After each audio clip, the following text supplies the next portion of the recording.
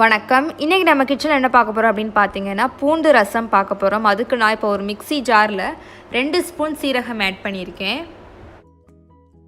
இப்போது மிளகு 2 spoon add பண்ணிப்போம். ஆட் பண்ணிவிட்டு இதை மிக்ஸியில் ஒரு திருப்பிப்போம். நான் 25 பல் பூண்டு எடுத்திருக்கேன். சின்ன பூண்டு போட்டிங்கன்னா தான் டேஸ்ட்டாக இருக்கும்.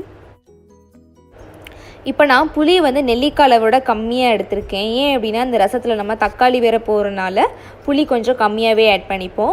இப்போ நம்ம தண்ணியில் சேர்த்துடலாம் புளியை.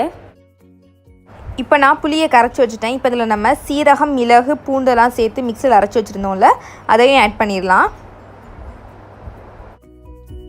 இப்போ நம்ம தக்காளியை புளி கரைச்சலோடு பிசைஞ்சு விட்டுறலாம். நீங்கள் புளியை கம்மி பண்ணிவிட்டு 2 தக்காளி கூட போட்டுக்கலாம். இப்போ நம்ம தக்காளியை பிசைஞ்சாச்சு. இப்போ நான் இது கூட ஒரு 1/4 டீஸ்பூன் மஞ்சத்தூள் சேர்த்துக்க போகிறேன். 1/4 டீஸ்பூன் மஞ்சத்தூள்.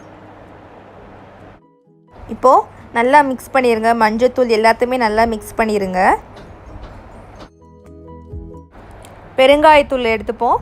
2 காய்ந்த மிளகாய், கொஞ்சம் கொத்தமல்லி எடுத்துக்கோங்க, கொஞ்சம் கருவேப்பிலை எடுத்துக்கோங்க. அடுத்து கடுகு எடுத்துக்கோங்க, கடுகு உளுந்து.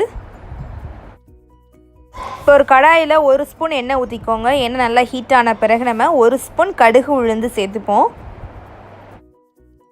இப்போது கடுகு உளுந்து நல்லா பொரிஞ்சிருச்சு. நம்ம 2 காய்ந்த மிளகாய் எடுத்து வச்சுருந்தோம்ல, அதையும் ஆட் பண்ணிடலாம். அடுத்து கருவேப்பிலையும் ஆட் பண்ணிடலாம். இப்போ நம்ம கொஞ்சமாக பெருங்காயத்தூள் சேர்த்துப்போம். சேர்த்துட்டு நல்லா மிக்ஸ் பண்ணிடுவோம். இப்போ நம்ம மிக்ஸ் பண்ணி வச்சுருக்கிறத அதில் ஆட் பண்ணிடலாம். நீங்கள் காய்ந்த மிளகாயை முழுசாக தான் போடணும். இப்போ நம்ம கிள்ளிக்கலாம். ஃபஸ்ட்டு போடலை, நீங்கள் முழுசாக போட்டுருங்க. முழுசாக போட்டுட்டு இப்போ நம்ம கிள்ளி விட்டுறணும் 2 காய்ந்த மிளகாயுமே இந்த மாதிரி. இப்போ நம்ம மேலே கொத்தமல்லி சேர்த்துக்கலாம். நீங்கள் நிறைய கொத்தமல்லி போட்டுக்கோங்க. இந்த மாதிரி மேலே கொத்தமல்லி போட்டுட்டு மிக்ஸ் பண்ணி விட்டுருங்க.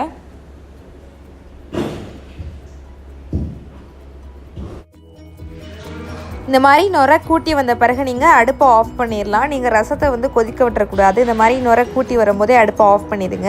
இப்போ சிம்பிள் அண்ட் ஈஸியாக நமக்கு பூண்டு ரசம் ரெடி ஆயிடுச்சு. இந்த மாதிரி நுரை வந்த பிறகு நம்ம தேவையான அளவு உப்பு சேர்த்துடலாம். உப்பு சேர்த்துட்டு நல்லா மிக்ஸ் பண்ணிடலாம் ரசத்து கூட.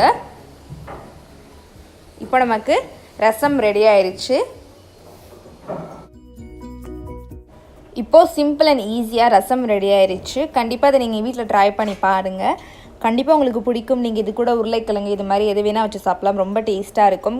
ட்ரை பண்ணி பார்த்துட்டு எப்படி இருக்குது அப்படின்னு சொல்லிட்டு கமெண்ட் செக்ஷனில் ஷேர் பண்ணுங்கள். நான் இதே மாதிரி நிறைய வெரைட்டி ஆஃப் ரசம் போட்டிருக்கேன். கண்டிப்பாக அதெல்லாம் உங்களுக்கு நான் டிஸ்கிரிப்ஷனில் கொடுக்குறேன். இந்த வீடியோ பிடிச்சிருந்தா லைக் பண்ணுங்கள். உங்கள் ஃப்ரெண்ட்ஸ் பார்க்கணுச்சா ஷேர் பண்ணுங்கள். மறந்துடாமல் சேனலை சப்ஸ்கிரைப் பண்ணிடுங்க. தேங்க்யூ.